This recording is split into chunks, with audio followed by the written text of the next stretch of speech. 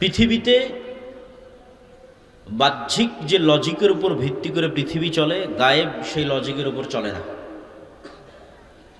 গায়েবের লজিক ভিন্ন, গায়েবের কার্যকরণের সূত্র ভিন্ন, যা পৃথিবীর কার্যকরণের সূত্রের চেয়ে বিপরীত বা মিলবে না। যেমন একটা উদাহরণ দিই, আমাকে আপনি বললেন দান করতে, আমার এখানে যদি 100 টাকা থাকে, তাহলে এখান থেকে আমি 150 টাকার মতো 50 টাকা দিয়ে দিলাম, তাহলে দুনিয়ার কার্যকরণের সূত্র অনুযায়ী 150 টাকা থেকে 50 টাকা কমে গেল। এই কাজটার গায়েবে প্রভাব কি? এই কাজটাকে গায়েবে এভাবে সাজানো আছে যে আমহাকুল্লাহুর রিবা ওয়া ইরবিস সাদাকাত, এটা গায়েবের কার্যকরণের সূত্র। দুনিয়াতে টাকা কমে গেছে, কিন্তু গায়েবের টাকা বেড়ে গেছে। তো গায়েবের কার্যকরণে টাকা প্লাস হয়েছে, দুনিয়ার কার্যকরণে টাকা মাইনাস হয়েছে। এখন গায়েবের কার্যকরণে যে টাকা প্লাস হয়েছে, এটাও দুনিয়াতে একদিন প্রকাশ পাবে। সেটা কবে প্রকাশ পাবে? সময় লাগবে। এই 150 টাকা 500 টাকায় পরিণত হবে, বা 5000 কোটি টাকায়ও পরিণত হতে পারে, 1500 কোটি টাকাতে পরিণত হতে পারে। গায়েবের কার্যকরণের সূত্র অনুযায়ী সেটির প্রভাব পৃথিবীতে প্রকাশ পাবে। কবে? আল্লাহ ভালো জানে। কিন্তু দুনিয়ার কার্যকরণের সূত্রের সাথে গায়েবের কার্যকরণের সূত্রের মিল নাই। দুনিয়ার কার্যকরণের সূত্র অনুযায়ী আমি আপনাকে 100 টাকা ধার দিয়েছি, আপনি আমাকে সুদ সহ 150 টাকা ফেরত দিয়েছেন, তাহলে দুনিয়ার হিসাবে এখানে প্লাস হয়েছে। দুনিয়ার হিসাবে এখানে প্লাস হলেও গায়েবে প্লাস হয়েছে না মাইনাস হয়েছে? মাইনাস হয়ে গেছে। গায়েবে যে মাইনাস হয়ে গেছে এটাও প্রকাশ পাবে দুনিয়াতে, সময় লাগবে। একদিন সুদের পরিণতি ভিক্ষা, সুদের পরিণতি ফকির, এটা একদিন প্রকাশ পাবে।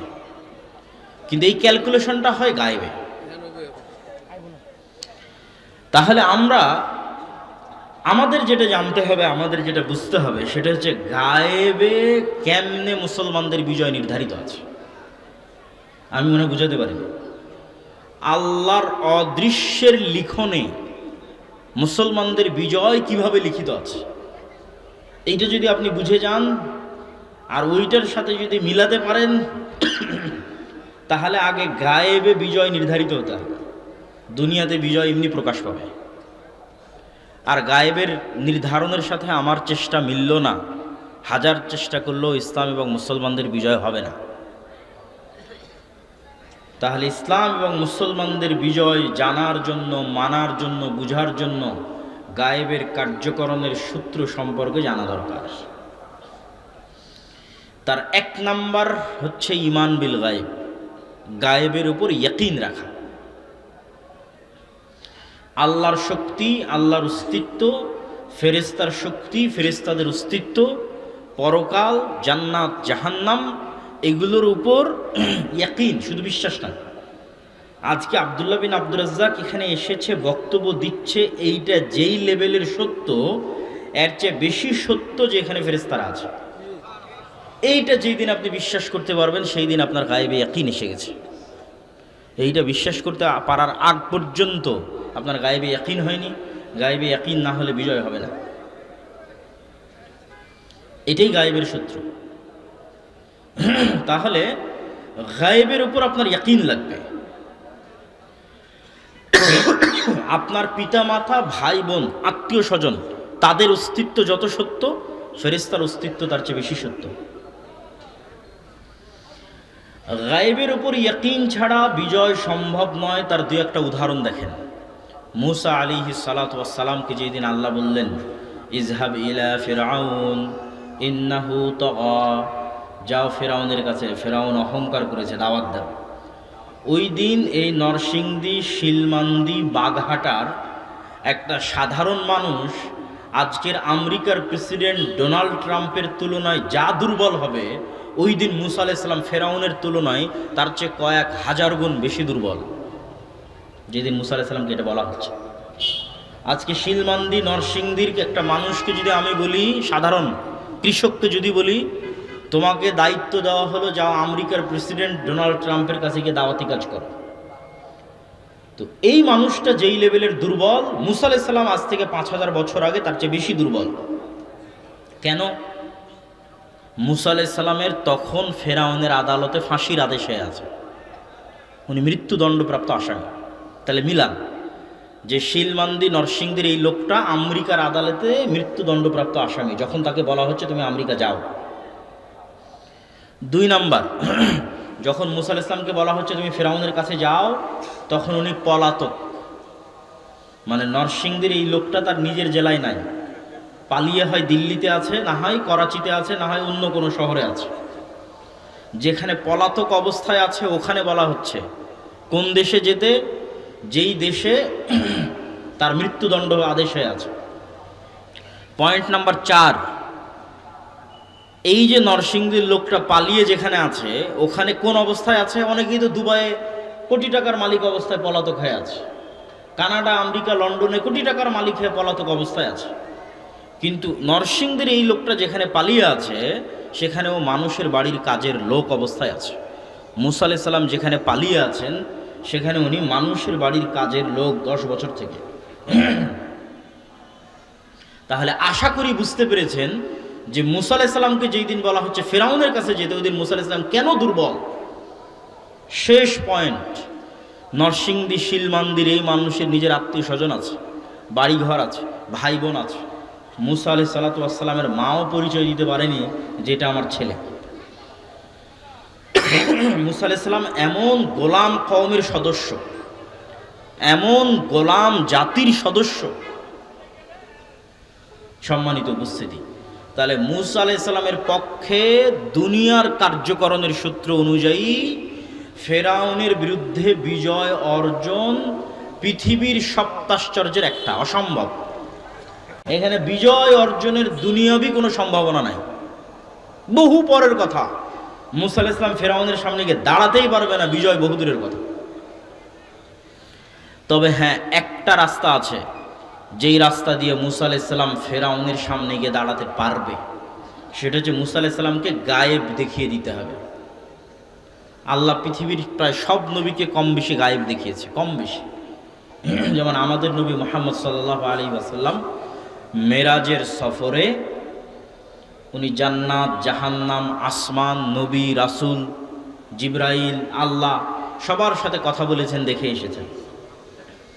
তাহলে ওনার জন্য গায়েবকে কি করে দেওয়া হয়েছে? উন্মুক্ত করে দেওয়া হয়েছে। যেটার উপর আমাদের ঈমান আনতে বলা হচ্ছে ওটা ওনাকে চোখে দেখানো হয়েছে। ঠিক ঈসা আলাইহিস সালামের ক্ষেত্রে আল্লাহ কি করেছে? মৃতকে জীবিত করা, এটা গায়েব। আপনারা কখনো দেখেছেন মৃতকে জীবিত হতে? এইদিকে তাকান, মৃতকে জীবিত হতে দেখেছেন? তাহলে মৃতকে জীবিত করা গায়েব না গায়েব নয়? গায়েব। এটাই তো পরকাল, এটাই তো কিয়ামত, এটা গায়েব। তো ঈসা আলাইহিস সালামকে আল্লাহ এমন মুজিজা দিল যে যে কোনো মৃত ব্যক্তির গায়ে হাত দিয়ে ঈসা আলাইহিস সালাম যদি বলে বিসমিল্লাহ বিইজনিল্লাহ, তাহলে মৃত ব্যক্তি জীবিত হয়ে যায়। তাহলে কত বড় গায়েব ঈসা আলাইহিস সালাম দেখেছে। যেখানে আমরা বিশ্বাস করছি মৃত মানুষ জীবিত হবে, ওখানে ঈসা আলাইহিস সালামের হাত দিয়ে মৃত মানুষ জীবিত হয়ে যাচ্ছে। তাহলে নবীদের আল্লাহর উপর ইয়াকিন, গায়েবে ইয়াকিন তৈরি করার রাস্তা হচ্ছে গায়েব দেখাতে হবে। তো এবার মুসা আলাইহিস সালামকে আল্লাহ গায়েব দেখাবে যাতে ফেরাউনের কাছে গিয়ে দাওয়াত দিতে পারে। তো মুসা আলাইহিস সালামের হাতে লাঠি আছে। আল্লাহ বলছেন মুসা কি? তো লাঠি। কি করো? গর্ত পার হই, গাছ থেকে পাতা পারি। আল্লাহ চাইলে বলতে পারতেন মুসা এই যে জান্নাত থেকে স্পেশাল লাঠি দিলাম, আসমান থেকে নিয়ে আসা স্পেশাল লাঠি দিলাম, এটা সাপ হবে না। স্পেশাল লাঠি তো সাপ হতেই পারে, আল্লাহর ক্ষমতা দেখাতে হবে। সেটা কি যে লাঠি তুমি ব্যবহার করছো 10 বছর থেকে 15 বছর থেকে, ওই লাঠি এখন তোমার চোখের সামনে সাপ হবে। যতবার ছাড়বা ততবার সাপ হবে, ধরবা আবার লাঠি হয়ে যাবে।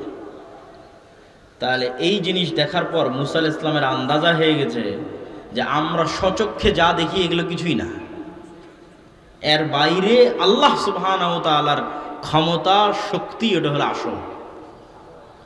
এবার মুসা আলাইহিস সালাম এতক্ষণ মনে করতে পারে ফেরাউন এত শক্তিধর, পালাতে হবে, পালিয়ে গেছে। আর এবার গায়েব দেখার পর মুসা আলাইহিস সালাম মনে করবে কি? লা হাওলা ওয়ালা কুওয়াতা ইল্লা বিল্লাহ, যে ফেরাউনের শক্তি সমান 0। এই বাক্যের অর্থ হচ্ছে লা হাওলা ওয়ালা কুওয়াতা ইল্লা বিল্লাহ। এই বাক্যের অর্থ হচ্ছে ফেরাউনের শক্তি সমান সমান কত? জিরো। এইবার মুসা আলাইহিস সালাম ফেরাউনের কাছে যেতে পারবে কেন? গায়েবে ইয়াকিন হয়ে গেছে। মুসলমানদের আজকে সেই গায়েবের উপর ইয়াকিন নাই। এই জন্য মুসলমানরা মনে করতেছে হিন্দুদের মন্দির পাহারা দিয়ে শিরকে সহযোগিতা করে ক্ষমতায় যেতে হবে। গায়েবে ইয়াকিন থাকলে কোশ্চিনকালও কেউ এটা করবে না।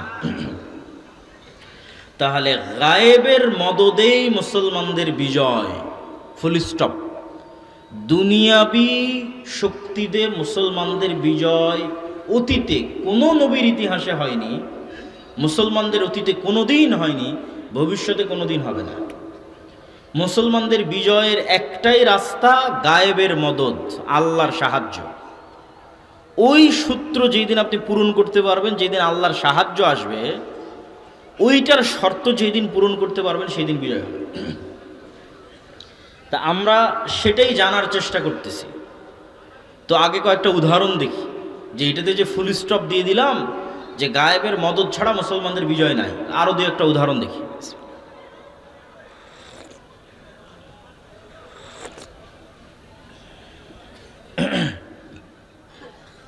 মুসা আলাইহিস সালামের পরে নবী হলো ইউশা বিন নুন। মুসা আলাইহিস সালামের জীবদ্দশাতেই মুসা আলাইহিস সালামকে আল্লাহ আদেশ দিল জেরুজালেম বিজয়ের জন্য যুদ্ধ করতে হবে।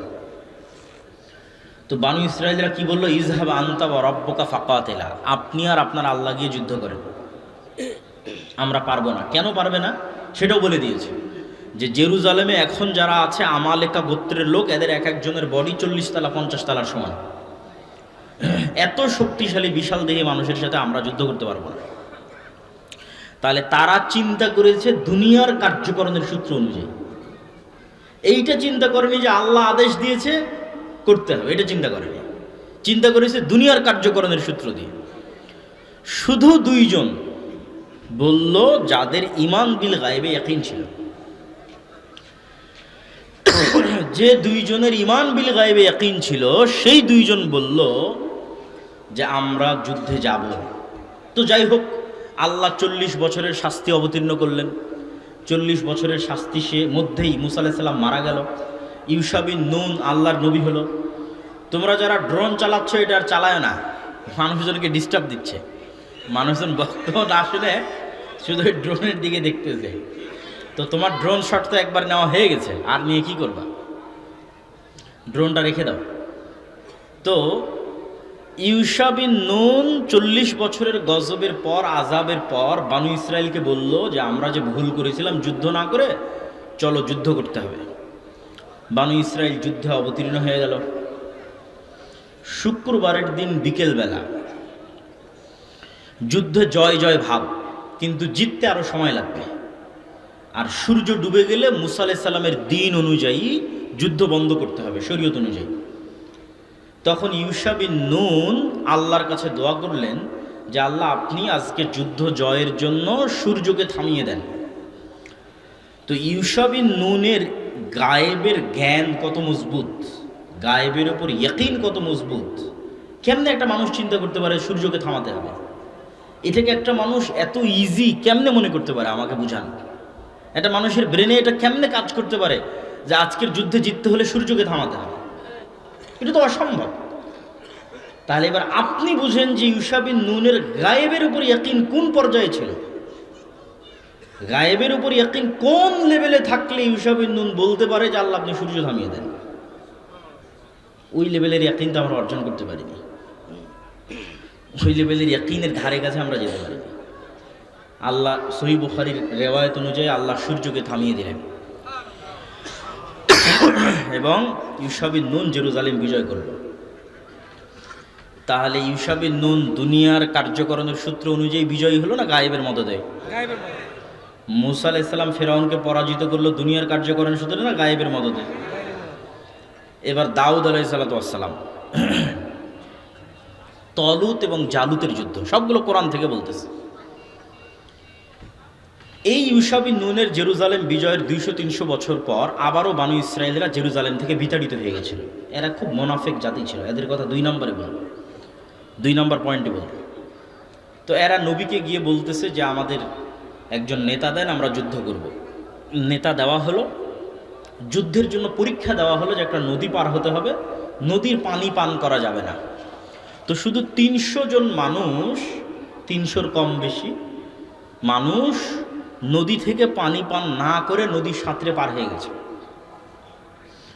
এই ৩০০ মানুষ নদী সাঁতরে পার হওয়ার পর দেখে যে জালুতের বাদশাহ জুলিয়েটের লক্ষ লক্ষ বাহিনী, হাজার হাজার বাহিনী।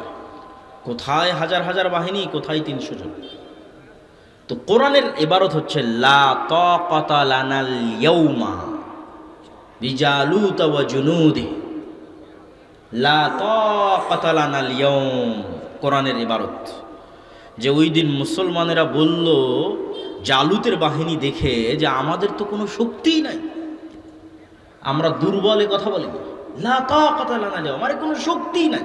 কোথায় লক্ষ লক্ষ, কোথায় ৩০০, আমরা তো জিরো, এই যুদ্ধ কেমনে হবে? তখন ওদের মধ্যে যাদের ঈমান বিল গায়বে ইয়াকিন ছিল তারা বলল, কোরআনের আয়াত, কাম মিন ফিআতিন কালিলাতিন গালাবাত ফিআতান কাসীরাতাম বিইজনিল্লাহ, তোমরা আল্লাহর উপর ইয়াকিন রাখো, আল্লাহ কত দুর্বল কওমকে কত শক্তিশালী জাতির উপর। আল্লাহু আকবার। যুদ্ধ হলো, যুদ্ধে দাউদ এবং তলুত বিজয়ী হলো, দাউদ আলাইহিস সালাম। তাহলে দাউদ আলাইহিস সালাম এবং তলুত দুনিয়ার কার্যকরণের সূত্রতে বিজয় হলো না গায়েবের মদতে? গায়েবের মদতে। এবার আসে আমাদের নবী মুহাম্মদ সাল্লাল্লাহু আলাইহি ওয়াসাল্লাম। বদরের যুদ্ধ, উহুদের যুদ্ধ, খন্দকের যুদ্ধ, আল্লাহর নবীর জীবনের প্রত্যেকটা যুদ্ধ, কোনোটাতে কেউ বলতে পারবে না মুহাম্মদ সাল্লাল্লাহু আলাইহি ওয়াসাল্লাম দুনিয়াবী দিক থেকে শক্তিশালী ছিলেন। এমত অবস্থায় উনি বিজয়ী হয়েছে। খন্দকের যুদ্ধে সমগ্র আরব উপদ্বীপের গোত্র উপগোত্র একত্রিত হয়েছে, 10,000 বাহিনী। মদিনার ভিতরে থাকা ইহুদিরাও বাইরের কাফেরদের সাথে হাত মিলিয়েছে। মোনাফেক মুসলমানরা তো আছেই, মাত্র 700 থেকে 1000 ছাড়া মুহাম্মদ সাল্লাল্লাহু আলাইহি ওয়াসাল্লামের সাথে কেউ নাই। দুনিয়ার লজিকে আবু সুফিয়ান ফুল কনফিডেন্ট, আগের 2 বার যা হয়েছে হয়েছে, এইবার মদিনাকে মাটির সাথে মিশিয়ে দিয়ে যাব দুনিয়াবী কার্যকরণের সূত্র অনুযায়ী। কেনা 10,000 বাহিনী নিয়ে সারা আরব জাহানকে একত্রিত করা হয়েছে ছোট্ট মদিনার বিরুদ্ধে, মুহাম্মদ সাল্লাল্লাহু আলাইহি ওয়াসাল্লামের ছোট্ট নিবু ইসলামের বিরুদ্ধে। তো এই যতগুলো যুদ্ধে মুহাম্মদ সাল্লাল্লাহু আলাইহি ওয়াসাল্লাম মক্কার কাফের মুশরিকদের বিরুদ্ধে বিজয়ী হয়েছে, উনি দুনিয়াবী কার্যকরণের সূত্র দিয়ে বিজয়ী হয়েছে না গায়েবের মদদে? মুহাম্মদ সাল্লাল্লাহু আলাইহি ওয়াসাল্লামকে গায়েবের মদদ পাওয়ার পূর্ব শর্ত পূরণ করতে হয়েছে, এবং গায়েবের মদদই উনি বিজয়ী হয়েছে। তার অসংখ্য হাদিস, অসংখ্য আয়াত, আমার ফেরেশতাদের উপরে যেটা পূর্ণাঙ্গ বক্তব্য আছে ওইটাতে আমি ওই হাদিসগুলো তুলে ধরেছি, যেগুলোতে এই যুদ্ধের মাঠে সরাসরি ফেরেশতা অবতীর্ণ হয়েছে, সরাসরি জিবরাইল এবং মিকাইল অবতীর্ণ হয়েছে। এবং আল্লাহ কোরআনে বলেছে, ফাস্তাজাবা লাকুম রাব্বুকুম বিআন্নী মুমিদ্দুকুম বিআলফিম মিনাল মালাইকাতি মুরদিফিন, যে আল্লাহ তোমাদের সহযোগিতায় 1000 ফেরেশতা, 3000 ফেরেশতা, 5000 ফেরেশতা অবতীর্ণ করেছে আসমান থেকে। আল্লাহু আকবার। একটা যুদ্ধে সাহাবীরা মনে করেছিল যে আজকে দুনিয়াবী লজিকে তারা জিতবে, এটা হচ্ছে হুনাইনের যুদ্ধ। হুনাইনের যুদ্ধে মুসলমানদের সংখ্যা বেশি ছিল, কাফেরদের সংখ্যা কম ছিল। এটা মক্কা বিজয়ের পরের যুদ্ধ। তখন সাহাবীরা মনে করলো এতদিন বদরে যেহেতু দুর্বল ছিল, উহুদে দুর্বল ছিল, খন্দকে দুর্বল ছিল, তো ভরসা কার উপর ছিল? আল্লাহর উপর। এখন যেহেতু শক্তি চলে এসেছে, তাহলে ভরসা আল্লাহর উপর থেকে নিজের উপর হয়ে গেছে। ভরসা আল্লাহর উপর থেকে এত সাহাবী আজকে উপস্থিত, 12,000 সাহাবী হুনাইনের যুদ্ধে। আজকে আমাদের হারাই গিয়ে, আর বদরে উহুদে খন্দকে ভরসা কার উপর ছিল? আল্লাহর উপর। আর হুনাইনে এসে ভরসা হয়ে গেল নিজের উপর, দিয়ে পরাজয় শুরু। হুনাইনের যুদ্ধে পরাজয় থেকে মুহাম্মদ সাল্লাল্লাহু আলাইহি ওয়াসাল্লাম বিজয় ছিনিয়ে নিয়েছে। শুরুতে পরাজয়, সাহাবীরা সব পালিয়ে যাচ্ছিলেন। তখন আল্লাহর নবী তার ঘোড়া থেকে লাফ দিয়ে বলছেন, আনা ইবনু আব্দুল মুত্তালিব আনান নাবিয়্যু লা কাযিব। এই তোমরা চিনো আমি কে? আমি ছোটোখাটো কোনো ঘর থেকে আসিনি, আমি হচ্ছি ইসমাইলের সন্তান, কুরাইশ বংশের সর্দার, কাবা ঘরের রক্ষক, আব্দুল মুত্তালিবের সন্তান, ইব্রাহিমের সন্তান। আমি আমার নবিয়তের দাবিতে মিথ্যুক নই, আমি সত্যবাদী নবী, অতএব আমি জিতবই জিতবো। এইভাবে যখন উনি হুঙ্কার ছেড়ে দিয়ে ঘোড়া থেকে নামলেন, আর আব্বাস ইবনে আব্দুল মুত্তালিব ওনার চাচাকে বললেন, চাচা হাত ছাড়েন। কোথায় যারা বায়াতুর রিজওয়ানে আমার সাথে হাতে শপথ করেছিল হুদাইবিয়ার সময়? হুদাইবিয়ার সময় আল্লাহর নবীর হাতে হাত রেখে শপথ করা হয়েছিল উসমানের জন্য যে আমরা জীবন দেব, মৃত্যুর শপথ করেছিল। কোথায় তারা আজকে? সবাই পালিয়ে যাচ্ছে কেন? যারা বদরে অংশগ্রহণ করেছিল, উহুদে অংশগ্রহণ করেছিল, তারা কোথায়? যারা সূরা বাকারা পড়েছে তারা কোথায়? যারা আলে ইমরান পড়েছে তারা কোথায়? এইভাবে যখন আল্লাহর নবীর চাচা হুঙ্কার ছাড়তে থাকলেন, তখন আবার সাহাবীরা ব্যাক আসতে থাকলেন। কিন্তু এই যুদ্ধে নিজেদের উপর ভরসা হয়ে গেছিল, এই জন্য যুদ্ধে পরাজয় শুরুতে। তাহলে কি বোঝা গেল? গায়েবের মদদ ছাড়া মুসলমানদের বিজয় সম্ভব? নবী মুহাম্মাদের হয়নি, তা আমি আপনি কে? সাল্লাল্লাহু আলাইহি ওয়াসাল্লাম। মুহাম্মদ সাল্লাল্লাহু আলাইহি ওয়াসাল্লাম আল্লাহর সহযোগিতা ছাড়া জিততে পারি না, আমি আপনি কে? এবং যত বড় বড় পৃথিবীর ইতিহাস আছে, সুলতান সালাহুদ্দিন আইয়ুবী যখন হিত্তিনের যুদ্ধে, বাদশাহ জহিরুদ্দিন আল বেরবাস যখন আইনে জালুতের যুদ্ধে, তখন হালাকু খাঁ চেঙ্গিস খাঁকে পরাজিত করবে, পৃথিবীতে এরকম কোনো শক্তির উত্থান হয়নি। মুসলমানদের রাজধানী বাগদাদকে মাটির সাথে মিশিয়ে 10 লক্ষ মুসলমানের মাথা দিয়ে মিনার তৈরি করে হালাকু খাঁ চেঙ্গিস খাঁ গেছে মিশর দখল করতে। তখন হালাকু খাঁ চেঙ্গিস খাঁর পতন হয়েছে, যখন হালাকু খাঁ চেঙ্গিস খাঁ বিজয়ের শীর্ষ চূড়ায়, ক্ষমতার শীর্ষ চূড়ায়। সুলতান সালাহুদ্দিন আইয়ুবী যখন যুদ্ধ করেছে, তখন ইউরোপীয় ক্রুসেডাররা শক্তি ক্ষমতার শীর্ষ চূড়ায়, সম্মানিত উপস্থিতি। তাহলে সারমর্ম হচ্ছে, গায়েবের মদদ ছাড়া মুসলমানদের বিজয় সম্ভব নয়। অতএব আমাকে আপনাকে আগে গায়েবের মদদ পাওয়ার পূর্ব শর্ত পূরণ করতে হবে, তাহলে বিজয় হবে। পয়েন্ট নাম্বার 2, নেতৃত্বের বিকাশ। প্রত্যেকটা জিনিসের এই পিঠ আর ওই পিঠ আছে। এই পিঠে একটা লেখা আছে, এই পিঠে একটা লেখা আছে, মুদ্রার এই পিঠ ও পিঠ। এই পিঠ যদি গোলামি হয় তাহলে এই পিঠ নেতৃত্ব, এই পিঠ যদি নেতৃত্ব হয় তাহলে এই পিঠ গোলামি। হয় আমি আপনি গোলাম, না হয় নেতা, দুইটার একটা। তা আজকের পৃথিবীতে যদি ইউরোপ আমেরিকা নেতা হয় তো আমরা গোলাম। তাহলে আমি যেই দিন নেতা হয়ে যাব সেই দিন আমি গোলাম নই, তাহলে নেতা হতে হবে। নেতা কোথায় থেকে তৈরি হয়? যেমন কোন ধান কোথায় রোপণ করলে, কোন ফুলের গাছের বীজ কোথায় বপন করলে কি হবে, এটা জানেন, আমি আপনি জানি। তো নেতা কই থেকে বের হয়? নেতা বের হয় সত্যবাদিতা, আমানতদারিতা, ন্যায়পরায়ণতা, ধৈর্যশীলতা থেকে।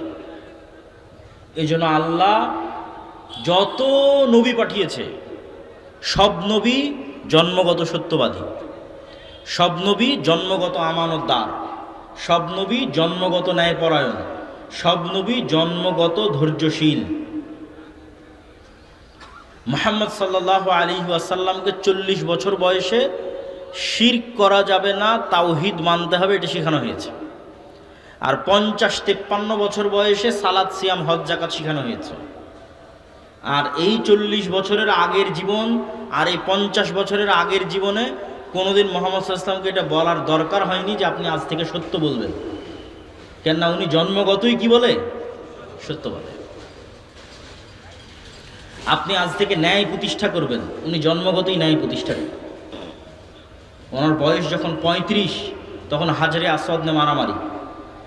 ওই হাজরে আসওয়াদের মারামারি উনি ন্যায় বুদ্ধিমত্তা দিয়ে সমাধান করে দিয়েছে। তাহলে ন্যায়ের উপর, সত্যবাদিতার উপর, ধৈর্যের উপর নবীদের জন্ম। ফাসবির কামা সাবারা উলুল আজমি মিনার রাসূল, আপনি দৃঢ় প্রতিজ্ঞ রাসূলদের মতো ধৈর্য ধারণ করুন। ধৈর্য ধারণ ছাড়া নেতা হওয়া যায় না, ধৈর্যশীল হওয়া ছাড়া নেতা হওয়া যায় না, অসম্ভব। এখন এইটা যেহেতু নেতৃত্বের অঙ্কুর উদ্গম, বীজ ঘর, আপনি এখন মুসলমানদের স্বভাব চরিত্র, কথাবার্তা, উঠা বসা যাচাই করে দেখেন মুসলমানদের মধ্যে এই নেতৃত্বের গুণ আপনি পান কিনা। পাবেন না। যদিও বানু ইসমাইল তথা কুরাইশ, ইসমাইলের বংশধর, ইব্রাহিম আলাইহিস সালামের 2টা সন্তান, ইসহাক, ইসমাইল। ইসহাকের পরবর্তী বংশধর জেরুজালেম আবাদ করেছে, মিশর আবাদ করেছে, আবার মিশর থেকে আবার জেরুজালেম, ঈসা আলাইহিস সালাম পর্যন্ত। আর ইব্রাহিম আলাইহিস সালামের এক সন্তান ইসমাইল একদম মুহাম্মদ সাল্লাল্লাহু আলাইহি ওয়াসাল্লাম পর্যন্ত মক্কাতে। আলাদা এদের মধ্যে আর কোনো জাতীয় তৈরি হয়নি, কোনো যুদ্ধ বিগ্রহ বা গোলামি এগুলোর সাথে যুক্ত হয়নি। কিন্তু বানু ইসরাইলরা 300 বছর ফেরাউনের গোলামি করেছিল। এই 300 বছর ফেরাউনের গোলামি করার কারণে তারা নবীর সন্তান হওয়ার পরও মিথ্যা বলা শিখেছিল। নবীর সন্তান হওয়ার পরও 2 নাম্বারই ধোঁকাবাজির রাস্তা শিখেছিল, অথচ নবীর সন্তান। দেখেন কি পরিমাণ ধোঁকাবাজ ইহুদিরা। আল্লাহ বলছে শনিবারের দিন দাউদের কোরআন শোনার জন্য, জাবুর শোনার জন্য সমুদ্রের মাছেরা আসে, নদীর মাছেরা আসে, তোমরা শনিবারের দিন এদেরকে ধরবা না। তো এই 2 নাম্বার বুদ্ধি দিয়ে, ছলচাতুরি দিয়ে এরা কি করলো, শনিবারের দিন মাছগুলোকে ঘিরে রেখে রবিবারের দিন মাছগুলোকে ধরলো। নাউজুবিল্লাহ। এইরকম অসংখ্য ছলচাতুরি আছে, 2 নম্বরই আছে এদের। এই যে এত বড় মজেজা দিয়ে জেরুজালেম বিজয় হলো সূর্য থামিয়ে, সেই বিজয়ের পর এরা কী করেছে আপনারা জানেন? যারা মাদ্রাসার ছাত্র, যারা বাকারা পড়েছে তারা জানে, যারা বানু ইসরাইলের ইতিহাস পড়েছে তারা জানে। যেখানে ইউশা বিন নুনকে সূর্য থামিয়ে আল্লাহ বিজয় দিল, বিজয় দেওয়ার পর আল্লাহ বলছে যেহেতু এত বড় বিজয় দিলাম, তোমরা মাথা নত অবস্থায় সুজ্জাদান মাথা নত অবস্থায় আল্লাহর তাসবিহ পাঠ করতে করতে জেরুজালেমে ঢুকবা। এত বড় বিজয়, মাথা নত করে আল্লাহর তাসবিহ পাঠ করতে করতে ঢুকবা। মুহাম্মদ সাল্লাল্লাহু আলাইহি ওয়াসাল্লাম যেদিন মক্কা বিজয় করে, ওই দিন মুহাম্মদ সাল্লাল্লাহু আলাইহি ওয়াসাল্লাম মক্কার নিচু দিক থেকে উপর দিকে ওঠেনি। মক্কার ভৌগোলিক মানচিত্র উনি জানেন, একটা এলাকার কোন দিক উঁচু কোন দিক নিচু আপনি জানেন না, খুব ভালো করে জানেন। তো মুহাম্মদ সাল্লাল্লাহু আলাইহি ওয়াসাল্লামের বাড়ি তো মক্কায়, উনি জানে যে মক্কার কোন দিক উঁচু কোন দিক নিচু। তো উনি যেই দিন মক্কা বিজয় করে ওই দিন উনি মক্কার নিচু দিক থেকে ওপর দিকে উঠেননি, উনি এমন রাস্তা চয়েস করেছেন যেটা ওপর থেকে নিচে নামে, এবং যখন উপর থেকে নিচে নামে তখন তার উটো মাথা নিচু, আর মুহাম্মদ সাল্লাল্লাহু আলাইহি ওয়াসাল্লামের মাথা ঠেকতে ঠেকতে উটের যে রেহেল আছে সেখানে ঠেকে গেছে, আর মুখে তাসবিহ আছে আল্লাহর শুকরিয়া, বলেন আল্লাহু আকবার, ইচ্ছাকৃতভাবে আল্লাহর শুকরিয়া আদায় করার জন্য। আর বানু ইসরাইলদের যখন সূর্য থামিয়ে বিজয় দেওয়া হলো, আল্লাহ বলল তোমরা সিজদা অবস্থায় যাবা মাথা নিচু করে, এরা পিছন আগে দিকে দিল আর মাথা এদিক দিয়ে ঢুকলো। আর আল্লাহ ওদেরকে বললো যে তোমরা বলবা হিত্তাতুন নাগফির লাকুম। হিত্তাতুন একটা হিব্রু ভাষা, হিব্রুতে হিত্তাতুন মানে আস্তাগফিরুল্লাহ। তো তোমরা আস্তাগফিরুল্লাহ বলতে বলতে ঢুকবা কেন, তোমরা আগে অপরাধ করেছো। ওরা কি করলো, হিত্তাতুনটাকে পাল্টিয়ে বললো হিনতাতুন। হিনতাতুন মানে গমের দানা। কি পরিমাণ 2 নাম্বার ধোঁকাবাজ মিথ্যুক কওম, অথচ এরা নবীর সন্তান, এদেরকে আল্লাহ এমনি অভিশপ্ত বানায়নি। তাহলে নবীর সন্তানের স্বভাব কেমনে পরিবর্তন হয়ে গেল। আল্লামা ইকবাল বলছে গোলামি মে বদল জাতি হে কওমোं का ज़मीर, যে দাসত্বে জাতির স্বভাব চরিত্র পরিবর্তন হয়ে যায়। তো ফেরাউনের দাসত্বে এরা মিথ্যা বলা শিখে নিয়েছে। কেন, গোলাম মানে কি, একটা রুটির জন্য মারামারি করা লাগবে। গোলাম মানে একটা রুটির জন্য মিথ্যা বলা, কেন আপনি হত্যাও করতে পারেন, তার নাম গোলামি। কেন, রুজি রুটির অভাব, দুঃখ কষ্ট, এই গোলামির মধ্যে 300 বছর পার হয়েছে, জীবনের নিরাপত্তা নাই, মিথ্যা তো বলতেই হবে, কিছু করার নাই। কিন্তু আমরা যারা বানু ইসমাইল মানে ইব্রাহিমের আরেক সন্তানের বংশধরের অনুসারী, এরা যেহেতু কোনোদিন গোলাম ছিল না, কোনোদিনই না, কোরাইশরা কোনোদিন গোলাম ছিল না। আব্দুল মোত্তালেব এবং আব্দুল মোত্তালেবের পূর্বসূরি ইসমাইল পর্যন্ত এই মক্কা কেউ কোনোদিন দখল করে এদের গোলাম বানায়নি। যেহেতু এরা কোনোদিন গোলাম ছিল না, সেহেতু ইসমাইলের সন্তানেরা শিরক করলেও মিথ্যা বলা জানতো না। বুঝেন আমার কথা, ইসমাইলের সন্তানেরা শিরক করলেও ধোঁকাবাজি জানতো না, 2 নম্বরই জানতো না। তার 2-1টা উদাহরণ আপনাকে দিই, তাহলে আপনি বুঝবেন যে আজকের মুসলমানেরা একসাথে 2টো অপরাধ করতেছে। একটা তো বানু ইসরাইলের চুরি বাটপালি ধোঁকাবাজি, 2 নম্বরই দুর্নীতি এদের মধ্যে ঢুকে গেছে, আর একটা হচ্ছে শিরক ঢুকে গেছে। 2টোই মুসলমানদের মধ্যে ঢুকে গেছে। এবার যে বানু ইসমাইলের আমরা আলোচনা করতেছি, তারা এই ন্যায়পরায়ণতা সত্যবাদিতায় আমাদের চেয়ে গিয়েছিল মক্কার কাফের মুশরিকরা। যেমন আল্লাহর নবীর চাচা আবু তালেব মুশরিক, মৃত্যু শিরকের উপর হয়েছে, কিন্তু ইতিহাস থেকে একজন দাঁড়িয়ে প্রমাণ দিতে পারবে না যে আবু তালেব কোনোদিন মিথ্যা বলেছে। আবু তালেব অমুকের সম্পদ মেরে নিয়েছে, আল্লাহর নবীর চাচা আবু তালেব, যে আবু তালেব অমুকের সাথে 2 নম্বরই করেছে। আবু তালেবকে ছাড়েন, আবু তালেব তো অন্তত মুখোমুখি মুহাম্মদ সাল্লাল্লাহু আলাইহি ওয়াসাল্লামের বিরোধিতায় অবতীর্ণ হয়নি। আবু সুফিয়ান যে মুখোমুখি মোহাম্মদ সাল্লাল্লাহু আলাইহি ওয়াসাল্লামের বিরুদ্ধে অবতীর্ণ হয়েছে সব যুদ্ধে, মুসলমানদের প্রধান মোহাম্মদ সাল্লাল্লাহু আলাইহি ওয়াসাল্লাম, কাফেরদের প্রধান আবু সুফিয়ান। এই আবু সুফিয়ান পর্যন্ত জেরুজালেমের মাটিতে বাদশাহ হেরাক্লিয়াসের দরবারে কোনো ক্যামেরা নাই, কোনো লাইভ নাই, কোনো রেকর্ডার নাই, চাইলেই আবু সুফিয়ান মিথ্যা বলতে পারে মোহাম্মদ সাল্লাল্লাহু আলাইহি ওয়াসাল্লামের নামে। কিন্তু আবু সুফিয়ান মিথ্যা বলতে পারেনি, মানে আবু সুফিয়ান মিথ্যা বলা জানেই না, তো বলবে কিভাবে? তাহলে মক্কার কাফের মুশরিক আবু তালেব, আব্দুল মুত্তালিব, আর মক্কার সাবেক কাফের মুশরিক পরবর্তীতে মুসলমান আবু সুফিয়ান রাদিয়াল্লাহু তাআলা আনহু আজকের যুগের মুসলমানদের চেয়ে ভালো সত্য বলাতে, দুই নম্বরই না করাতে, জুয়া চুরি ডাকাতি দুর্নীতি না করাতে। এখান থেকেই নেতৃত্বের যাত্রা শুরু হয়, নেতা তৈরি হয়। এই আবু তলেবের ছেলে আলী ইসলামের চতুর্থ খলিফা। তাহলে আলী জন্মগত মিথ্যা বলা জানে না, আলী জন্মগত ধোঁকাবাজি চুরি চামারি জানে না। তাহলে জন্মগত নেতৃত্বের গুণ আছে। পিতা আবু তলেব, আলী ইবনে আবি তলেব, তার সাথে তাওহীদ যুক্ত হয়েছে। এই তাওহীদ আর এই সত্যবাদিতা আমানতদারিতা আলী ইবনে আবি তলেবকে মক্কার নেতা থেকে বিশ্বের নেতা বানিয়ে দিয়েছে। বলেন আল্লাহু আকবার। আবু বকরকে, ওমরকে, ওসমানকে, আবু সুফিয়ান এবং তার পরবর্তী বংশধর মুআবিয়া এবং তাদের পরবর্তী বংশধরকে ছোট্ট মক্কার নেতা থেকে অর্ধ বিশ্বের নেতা বানিয়ে দিয়েছে। কেন? নেতৃত্বের গুণ আগে থেকেই ছিল। তাহলে আমাদের স্বভাব চরিত্র ধ্বংস হলো কখন? যখন আমরা ইউরোপের উপনিবেশে ছিলাম, ব্রিটিশ শাসন আমলে 190 বছর। আপনি গোলামির কারণে যে স্বভাব চরিত্র চেঞ্জ হয়, এটা যদি আরো ভালো বুঝতে চান, তাহলে দেখবেন যেখানকার মুসলমানেরা যত নিকৃষ্ট লেভেলের গোলাম, ওখানকার মুসলমানেরা তত বেশি মিথ্যা, চুরি চামারি ডাকাতি 2 নম্বরই বেশি জানে। আপনি এখনই মাপতে পারবেন।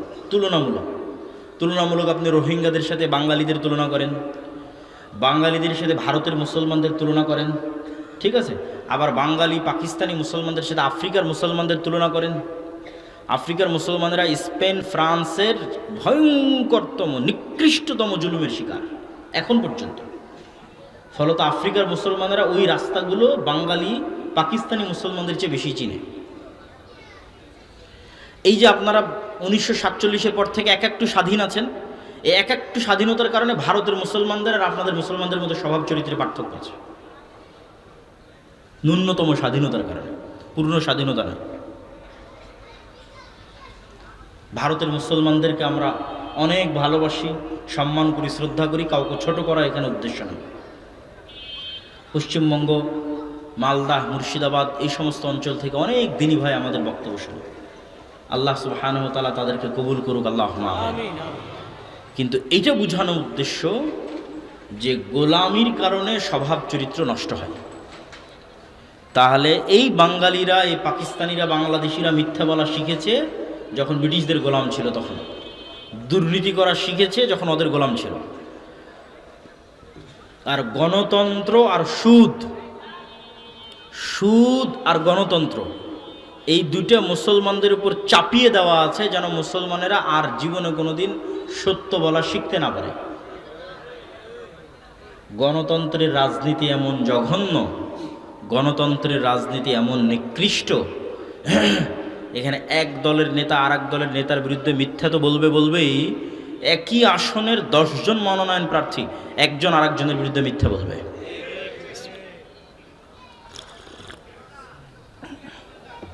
তাহলে আজকে যে এমপি, মন্ত্রী, মিনিস্টার মিথ্যা বলে এমপি হচ্ছে, দুর্নীতি করে এমপি হচ্ছে, এই এমপি, মন্ত্রী, মিনিস্টারকে, এই প্রধানমন্ত্রীকে ভারত আর আমেরিকার জন্য টাকা দিয়ে কিনে নেওয়া কিছুই না। কেন? আমার যাত্রাই শুরু হয়েছে দুর্নীতি দিয়ে। তাহলে মেরুদণ্ডওয়ালা, সত্যবাদী, ন্যায়পরায়ণ কোনো নেতা মুসলমানদের যেন না আসে, এটা বন্ধ করার জন্য গণতন্ত্র দেওয়া আছে। গণতন্ত্রে যে 2 নম্বরই রাস্তা অবলম্বন করবে ওই টিকে থাকতে পারবে, আর যে 2 নম্বরের রাস্তা অবলম্বন করবে না, ওকে শরীফ ওসমান হাদির মতো গুলি করে উড়িয়ে দিবে।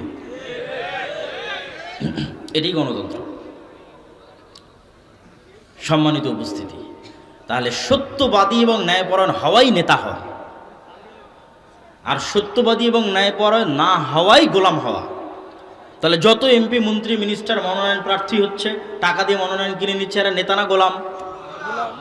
গায়েবের লজিকে এরা নেতা না গোলাম? বলেন না কেন, নেতা না গোলাম? গোলাম। আপনি নেতা তৈরি করতেছেন না, গোলাম তৈরি করতেছেন। দুনিয়ার লজিকে সে নেতা হতে পারে, গায়েবে তো আগেই নেতার খাতা থেকে কাটা চলে গেছে। কেন মিথ্যা বলতেছে, দুর্নীতি করতেছে, ও তো নেতৃত্বের খাতা থেকে আগেই কাটা, আগেই বাদ, গোলাম তৈরি হচ্ছে। সম্মানিত উপস্থিতি, সুদের কথা কেন বললাম যে সুদ গোলাম তৈরি করে? রাসূল সাল্লাল্লাহু আলাইহি ওয়াসাল্লাম বললেন বহু দোয়ার মধ্যে, আল্লাহুম্মা ইন্নী আউযুকা মিনাল মা'সামি ওয়াল মাগরাম, আল্লাহুম্মা ইন্নী আউযুকা মিন যালঈদ দাইন ওয়া গালাবাতির রিজাল। আল্লাহ লোন থেকে বাঁচতে চাই, কর্জ থেকে বাঁচতে চাই। আল্লাহর নবীকে সাহাবীরা জিজ্ঞেস করলেন, আপনি কেন এত লোন কর্জ থেকে বাঁচতে চাচ্ছেন? রাসূল সাল্লাল্লাহু আলাইহি ওয়াসাল্লাম বললেন, মানুষ যখনই লোন নেওয়া শুরু করে তখনই মিথ্যা বলা শুরু করে। আজকে অনেক মা এবং বোন উপস্থিত আছে, আপনারা যারা কিস্তিতে লোন নিয়েছেন তারা একটু বুকে হাত দিয়ে বলেন যে আপনি কতটুকু সত্যের উপর অটল আছে। অনেকেই তো এমন আছে, নিজে তো মিথ্যা বলে বলে নিজের ছেলে মেয়েকেও মিথ্যা বলা শিখায়। তাহলে যেই ছেলেকে আপনি আজকে মিথ্যা বলা শিখাচ্ছেন, যেই মা আজকে মিথ্যা বলতেছে, তাদের সন্তানেরা কেউ নেতা হবে না গোলাম হবে? গোলাম হবে। তাহলে প্রত্যেক মুসলমানকে যদি সুদের সাথে যুক্ত করা যায়, প্রত্যেক মুসলমানকে যদি গণতন্ত্রের রাজনীতি, 2 নম্বর রাজনীতি শেখানো যায়, তাহলে মুসলমানদের মধ্যে আর নেতা তৈরি হবে না গোলাম তৈরি হবে? গোলাম তৈরি হবে। নেতা তৈরি হওয়ার রাস্তা বন্ধ করে দেওয়া হয়েছে। সম্মানিত উপস্থিতি, আমরা আমাদের বক্তব্যের 3 নম্বর পয়েন্ট হচ্ছে সৎ আমল। 4 নম্বর পয়েন্ট জ্ঞান এবং শিক্ষা। বাম পাশের এই পর্দাটা খুলে দিলে মানুষজন আরো বসতে পারবে। তারপরে পর্দা খুলে দিলে আরো যদি কিছু বসার জায়গা হয়, আমি জানি না, জায়গা নাই। ঠিক আছে, বক্তব্য আমি দ্রুত শেষের দিকে নিয়ে যাচ্ছি। আমাদের জানতে হবে গায়েবে কিভাবে বিজয় নির্ধারিত, গায়েবে কিভাবে নেতা হয়। তো গায়েবে নেতা হওয়ার রাস্তা নবীদের জীবনী। নবীরা কেমনে নেতা হয়েছে? সত্য বলে, আমানতদার থেকে ধৈর্যশীল হয়ে। তাহলে মুসলমান মিথ্যা বলছে মানে নেতা হবে না, নেতা হবে না মানে গোলামি কনফার্ম। তাহলে আগে গায়েবের লজিকটা জানতে হবে। পয়েন্ট নাম্বার 3, সৎ আমল। গায়েবের মদদ আসমান থেকে দুনিয়াতে টেনে আনতে পারে সৎ আমল। গায়েবের মদদ আসমান থেকে দুনিয়াতে টেনে আনতে পারে সৎ আমল। তার মধ্যে 2টা আমল এমন পাওয়ারফুল যা নিশ্চিত অবধারিত গায়েবী মদদকে দুনিয়াতে টেনে আনতে পারে। একটা হচ্ছে রাতের সালাত, তাহাজ্জুদের সালাত, আর আরেকটা হচ্ছে সকাল সন্ধ্যার জিকির। আল্লাহু আকবার। মুহাম্মদ সাল্লাল্লাহু আলাইহি ওয়াসাল্লাম এগুলো জানতেন। উনি গায়েবের কার্যকরণের সূত্র জানতেন। বদরের যুদ্ধের আগের রাতে ওনার যে লম্বা সালাত, ইতিহাস পড়ে দেখেন। মুহাম্মদ সাল্লাল্লাহু আলাইহি ওয়াসাল্লাম তো নবী, উনি তো বলতে পারে যে আমার যুদ্ধে বিজয় হবেই, কিন্তু উনি খুব ভালোভাবে জানেন যে গায়েব থেকে মদদ না আসলে বিজয় হবে না। তো নবীর হবে না তো আমার কেমনে হবে? এই জন্য নবী রাতে সালাতে দাঁড়িয়েছে, রাতে সালাতে দাঁড়িয়েছে। এবং আবু বকর রাদিয়াল্লাহু তাআলা ক্লান্ত হয়ে আল্লাহর নবীকে বলছে, যথেষ্ট হয়েছে, থাক, আপনি আর দাঁড়িয়ে থাকিয়েন না, আর রাতের সালাতকে লম্বা করিয়েন না। তাহলে রাতের সালাত মুহাম্মদ সাল্লাল্লাহু আলাইহি ওয়াসাল্লাম আদায় করতেছে কেন? মুহাম্মদ সাল্লাল্লাহু আলাইহি ওয়াসাল্লামের গায়েবী মদদ দরকার। বদরের যুদ্ধে আসমান থেকে সাহায্য আসতে হবে, নাহলে মুহাম্মদ সাল্লাল্লাহু আলাইহি ওয়াসাল্লামের পক্ষে বিজয় সম্ভব নয়। এই জন্য মুহাম্মদ সাল্লাল্লাহু আলাইহি ওয়াসাল্লাম রাতের সালাতে দাঁড়িয়ে আছে। তাহলে রাতের সালাত এবং সকাল সন্ধ্যার জিকির গায়েবী মদদকে টেনে আনতে পারে। আল্লাহ সুবহানাহু ওয়া তাআলা কোরআন মাজিদে সকাল সন্ধ্যার জিকিরের কথা প্রচুর বলেছে। এত আয়াত সকাল সন্ধ্যার জিকিরের সীমাহীন, অগণিত। সকাল মানে ফজরের পর থেকে সূর্য ওঠা পর্যন্ত, আর সন্ধ্যা মানে আসরের পর থেকে সূর্য ডুবা পর্যন্ত। সন্ধ্যা মানে মাগরিবের পর নয়, ক্বাবলাল গুরুব, কোরআনের আয়াত, ক্বাবলাল গুরুব, সূর্য ডুবার পূর্বে। ইউশা বিন নুনের দোয়া এই সময়ই কবুল হয়েছিল, যেটা কিছুক্ষণ আগে বলে আসলাম। এবং জুমার দিন এমন একটা সময় আছে যেই সময়ে বান্দা মুখ দিয়ে যা উচ্চারণ করবে তাই বাস্তবায়ন হয়ে যাবে, একদল আলেম বলছে জুমার দিনের এই সময়টা মুয়াজ্জিন যখন আজান দেয় তখন থেকে একামত দেওয়া পর্যন্ত, আর আরেক দল আলেম বলছে এই সময়টা জুমার দিন আসর পর থেকে নিয়ে সূর্য ডুবা পর্যন্ত। তো ওই আসর থেকে সূর্য ডুবা এটা হলো ক্বাবলাল গুরুব, সন্ধ্যার জিকির, সকাল সন্ধ্যার জিকির। জিকিরের উপর আমার বিস্তারিত লম্বা আলোচনা আছে, যেমন আজকের জুমার খুতবাও জিকিরের উপর দেওয়া ছিল, সেখান থেকে পুরো জিকিরের আলোচনাটা শুনে নিতে পারেন। শেষ পয়েন্ট, জ্ঞান এবং শিক্ষা। আল্লাহ এই পৃথিবীকে একটা সিস্টেমের উপর ডেভেলপ করেছে, যেটাকে বলা হয় সুন্নাতুল্লাহ। সাধারণত আল্লাহ এই সিস্টেম ভাঙে না। যেমন আগুনকে আল্লাহ তৈরি করেছে পোড়ানোর জন্য। আগুনে যদি পৃথিবীর সবচেয়ে আল্লাহওয়ালা মানুষকে নিক্ষেপ করা হয়, পুড়ে যাবে। সূরা বুরুজে পড়ে দেখেন, পুরো একটা জাতিকে আগুনে নিক্ষেপ করা হয়েছে, মুমিন তারা পুড়ে গেছে। শুধু ইব্রাহিম আলাইহিস সালামের ক্ষেত্রে আল্লাহ রুলস ব্রেক করেছে, যে আগুন তোমাকে জ্বালানোর জন্য তৈরি করেছি, তবে আজকে নয়। তাহলে যেই সিস্টেমের উপর পৃথিবী তৈরি আছে, এই সিস্টেম সাধারণত আল্লাহ ভাঙে না। তখন ওই সিস্টেম যদি ইহুদিও ব্যবহার করে পারবে, সিস্টেম যদি খ্রিস্টানও ব্যবহার করে পারবে। মোবাইলের বাটনে চাপলে ফ্ল্যাশ লাইট অন হয়, ইহুদি চাপলেও অন হবে, মুসলমান চাপলেও অন হবে। এটা তো আল্লাহ দেখবেন না। তো আল্লাহ পৃথিবী এভাবেই ডেভেলপ করেছে, জ্ঞানী যে শক্তি ক্ষমতা তার, জ্ঞান যার শক্তি ক্ষমতা তার, এই রুলসের উপর পৃথিবী ডেভেলপ করা আছে। কেন আল্লাহ নিজে সবার চেয়ে জ্ঞানী। আদম আলাইহিস সালাতু ওয়াস সালাম পৃথিবীর সব মানুষের চেয়ে জ্ঞানী। ফেরেশতা এবং জিন আদম আলাইহিস সালামকে সিজদাই দিয়েছে তার জ্ঞানের কারণে।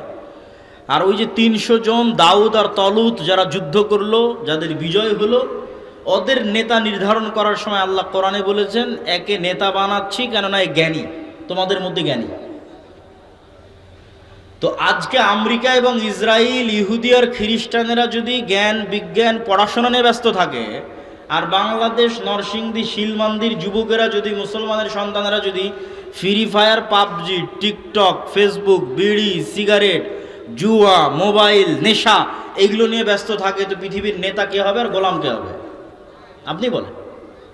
ও যদি ইহুদি খ্রিস্টান হয় তবুও নেতা হবে, কেন সময় দিচ্ছে জ্ঞান শিক্ষার পিছনে। আর আমার সন্তানেরা সময় দিচ্ছে প্রত্যেক যেখানে সময় নষ্ট হবে, জুয়া, নেশা এগুলোর পিছনে আমাদের সন্তানেরা সময় দিচ্ছে, তাহলে আমরা নেতা হতে পারবো না। অতএব নেতৃত্বের যেই রাস্তা আল্লাহ পৃথিবীতে তৈরি করেছে, সেটার শর্ত আপনাকে পূরণ করতে হবে। সেটা যে জ্ঞানে এবং শিক্ষায় আপনাকে এগিয়ে যেতে হবে। পুরো কোরআন জ্ঞান। ইকরা বিসমি রাব্বিকাল্লাযী খালাক, ইকরা ওয়া রাব্বুকাল আকরাম। মুসলমানেরা জ্ঞান বিজ্ঞান সভ্যতার সূতিকাগার ঘটিয়েছে। এই জ্ঞান চর্চার জন্যই আমরা সারা বাংলাদেশে কাজ করে যাচ্ছি। আজকে আপনাদের এখানে আসাটা আমাদের যেন অস্থায়ী না হয়, এই জন্য আপনাদের মসজিদ ভিত্তিক মক্তব চালু করতে হবে। আমরা এনটিভিতে এবার জাতীয় মক্তব প্রতিযোগিতা আয়োজন করতেছি, যেটা রমজানে সরাসরি সম্প্রচারিত হবে। আমাদের থেকে ট্রেনিং নিয়েছে এরকম মক্তবের সংখ্যা প্রায় 700। যেই 700 মক্তবের শিক্ষকেরা জামিয়া সালাফিয়া ডাঙ্গিপাড়া পাবা রাজশাহীতে গিয়ে 1 সপ্তাহব্যাপী থেকে খেয়ে ট্রেনিং নিয়েছে। তাদের যাতায়াত খরচও আমরা দিই, তাদের থাকা খাওয়া খরচও আমরা দিই। এবং যদিও বলতে হয় না, তারপরেও আজকে আমাদের আন্টির দাওয়াতে আমরা এখানে এসেছি। এম এ সবুর সাহেব, তার সম্মানিত স্ত্রী, ওনার একটা বড় সহযোগিতা আছে এই সমস্ত মক্তব পরিচালনাতে। আল্লাহ তাকে কবুল করুক, আল্লাহ আমিন। তো এই যে দেশব্যাপী মক্তব, এটা একটা বড় মাধ্যম শতভাগ মুসলমানের সন্তানকে কোরআন ও দ্বীনের জ্ঞান শেখানোর। এটা বড় মাধ্যম, কোরআন এবং দ্বীনের জ্ঞান শেখানোর একটা বড় মাধ্যম এই মক্তব।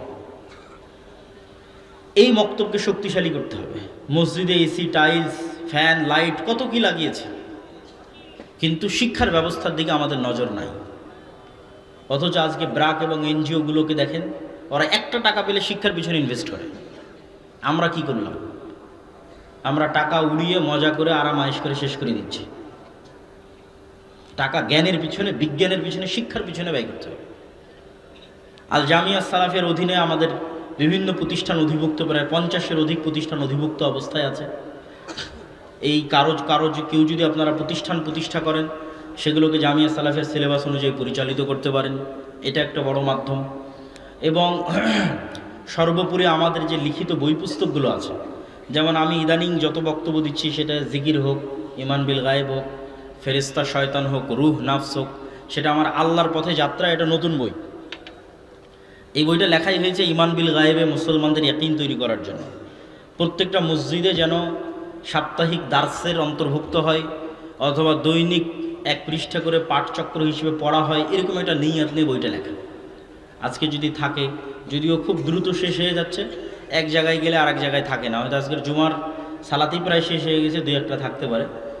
থাকলে আপনারা সংগ্রহ করার চেষ্টা করবেন। পাশাপাশি আমাদের যে ফতোয়ার বই, 1000 ফতোয়াকে একত্রিত করে পবিত্রতা এবং সালাতের উপর, অজু, তারপরে তায়াম্মুম, ফরজ গোসল, হায়েজ, নেফাস, সালাত সব মিলে এমন কোনো প্রশ্ন নয় যা ওখানে নাই, প্রায় 1000 প্রশ্ন। এটাও দেখতে পারেন। আব্দুর রহিম আমার ছোট ভাই কিছুক্ষণ পর আপনাদের সামনে কথা বলবে। আপনারা এখন যেভাবে আছেন সেভাবেই বসে থাকার অনুরোধ রইল। আপনাদের প্রাণপ্রিয় উস্তাদ শাইখ আব্দুর রাজ্জাক বিন ইউসুফ, তিনিও হয়তো চলে এসেছেন অথবা রাস্তায় আছেন। তিনি সব শেষে আপনাদের এখানে বক্তব্য দিবেন। অতএব এখান থেকে উঠে যাওয়ার কোনো সুযোগ নেই, বক্তব্য শুনতেই হবে ইনশাআল্লাহ। কেননা এখানে আপনাদের সাথে কারা আছে? ফেরেশতারা আছে। এইটার উপর ইয়াকিন লাগবে, এটাই ইমান বিল গায়ব, এটার উপর ইয়াকিন লাগবে। অতএব ফেরেশতাদের সাথে